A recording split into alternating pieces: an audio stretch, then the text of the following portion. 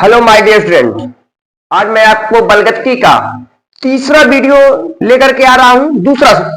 Second part में आज हम किसकी बात करने वाले हैं?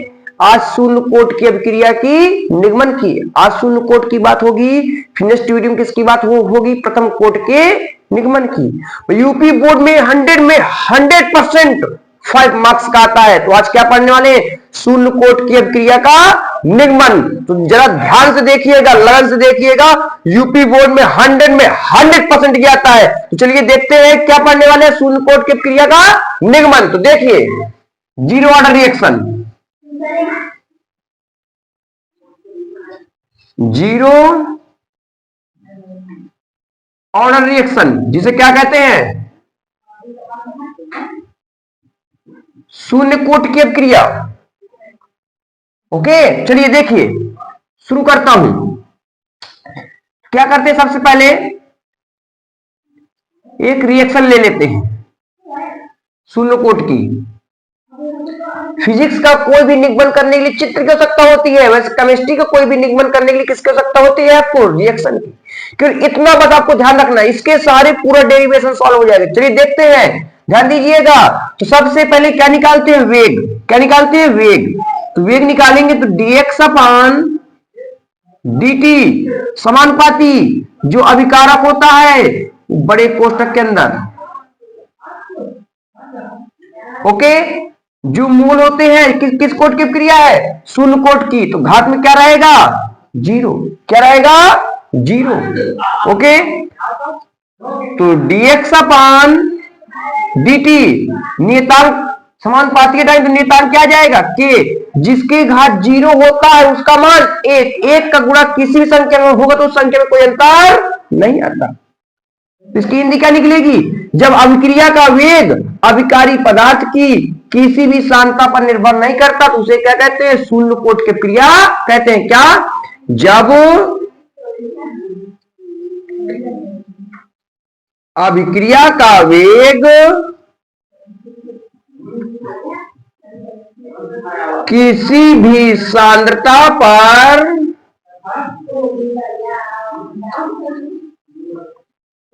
निर्भर नहीं करता है, क्या कहलाता है?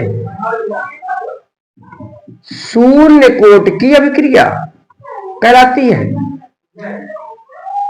फिर क्या आता है? देखिए इसका समाकलन समीकरण, शून्य कोट की अभिक्रिया का वेग स्थिरांक का समीकरण कैसे निकालेंगे? देखिएगा, शून्य कोटि का हो, प्रथम कोटि का हो, सबके लिए क्या है? फिक्स होता है। क्या फिक्स होता है? Na इक्वल टू P, कुछ मान लेंगे स्टार्टिंग में, एट टी बराबर जीरो पर मान लेते प्रारंभिक सांद्रता क्या मान लेते हैं? A मोल प्रति लीटर। ये स्टार्टिंग में जीरो रहेगा, कुछ समय व्यतीत हो जाता है, एट टी बराबर टी डैश मान लेते हैं। ये कितना बना? x मोल प्रति लीटर। जितना ये बनेगा उतना इसमें हमको लेस करना होगा। फिर वही कहानी, फिर वेग निकालिए तो dx अपान dt समानुपाती जो अभिकारक होता है वो बड़े कोष्ठक के अंदर, जो मूल होते हैं वो घात में, n है तो n घात में। तो dx अपान dt समानुपाती रहे तो नियतांक क्या आ जाएगा? के। किस कोट की क्रिया है? शून्य कोट की। तो घात में क्या रहेगा? जीरो। जिसके घात जीरो उसका मान एक। एक का गुणा के में तो क्या रहेगा? के ही आएगा। क्रॉस मल्टीप्लाई करा देंगे, क्या हो जाएगा? dx बराबर के dt। अब यहां समझिए, आपको किसी भी प्रकार से k का मान निकालना है, लेकिन किस पद में? ये d नहीं होने चाहिए। d को हटाना है, किसी भी प्रकार से d को हटा करके k का मान ज्ञात करना है। तो d के हटाने के लिए क्या क्या किया जाएगा? समाकलन करने पर क्या? दोनों पक्षों का समाकलन करने पर। ओके, ध्यान देना, क्या मैंने कहा? के का मान ज्ञात करना, लेकिन डी के पद में ना होना चाहिए। डी ज्ञात करना है तो समाकलन किया जाएगा। dx बराबर, इसका भी करो समाकलन, के समाकलन dt। dx का समाकलन जो d के साथ होता है वही उसका समाकलन, लेकिन बटे में कुछ ना हो तो d के साथ क्या है? x, इसका समाकलन x। d के साथ क्या? t, इसका समाकलन c, प्लस समाकलन नियतांक जोड़ना पड़ेगा c।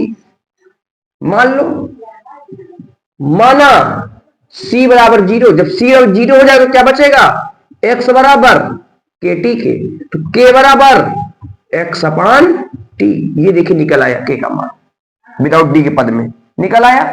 तो मात्रा किसका निकालिए, यूनिट क्या निकलेगा इसका, मोल प्रति लीटर इंटू टाइम। ऊपर ले जाइए लीटर इनवर्स टाइम इनवर्स। अब क्या है देखिए, अर्धायुकाल तथा वेग स्थिरांक में संबंध। क्या जब कोई पदार्थ अपनी प्रारंभिक सांद्रता का आधा रह जाए, कोई पदार्थ अपनी प्रारंभिक सांद्रता का आधा रह जाता है तो उसे क्या कहते हैं, अर्धायुकाल। इसे कैसे करते हैं, टी हाफ से प्रदर्शित करते हैं। क्या, जब कोई पदार्थ अपनी प्रारंभिक मात्रा का आधा रह जाता है तो उसे अर्धायुकाल कहते हैं। इसे टी हाफ से प्रदर्शित करते हैं।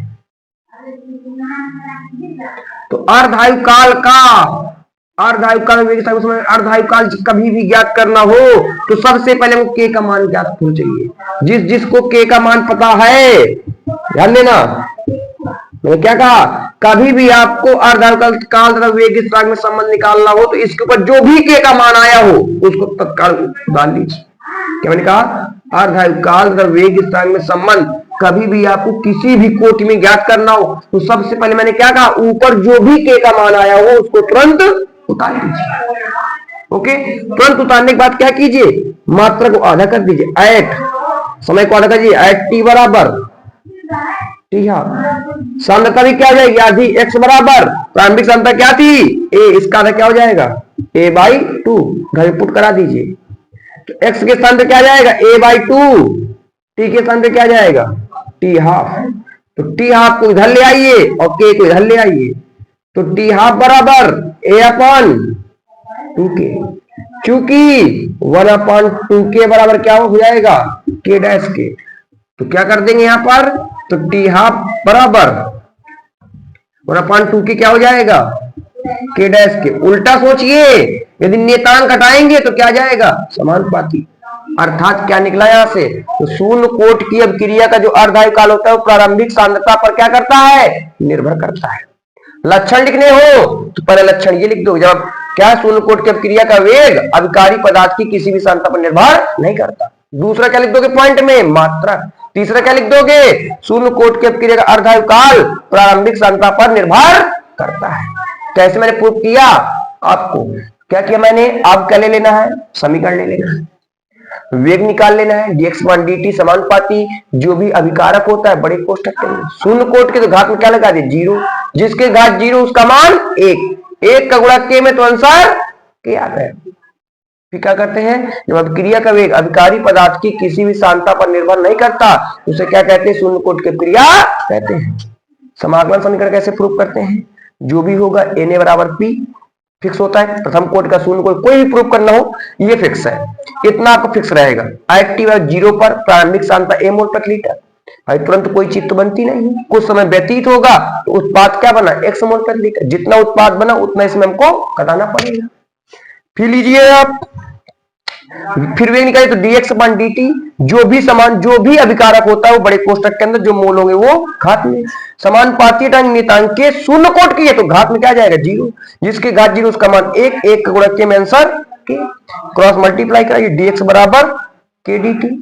फिर क्या करेंगे, दोनों पक्षों का समाकलन करिए, dx बराबर k बाहर ले लीजिए, dt, dx का समाकलन है dt का समाकलन t और प्लस समाकलन नियतांक c। समाकलन नियतांक क्या मान लिया हमने, 0 मान ली। जब c 0 हो जाए तो क्या बचेगा, x बराबर kt बचेगा, तो k बराबर x अपान t। ओके, यहां तुमने क्या निकाल लिया, मात्रा निकाल लिया। अर्धायुकाल और वेग स्थिरांक में संबंध आता है। अर्धायुकाल और वेग स्थिरांक में संबंध कभी भी आपको प्रूव करना हो तो इसके ऊपर जो भी के का मान आया हो उसको तत्काल उतार लीजिए और मात्राओं को क्या कर दीजिए, आधा कर दीजिए। समय भी क्या हो गया, आधा हो गया, सांद्रता भी क्या हो गई, आधी हो गई। उठा करके दोनों मान हमने पुट करा दिए। टी आपको इधर ले आए, के को इधर ले आए। 1/2 को क्या मान लिया, के डैश, इसके स्थान पे क्या आ गया, के डैश। उल्टा सोचेंगे, नियतांक हटाएंगे तो क्या जाएगा, समानुपाती। ओके, लीजिए बेटा स्क्रीनशॉट।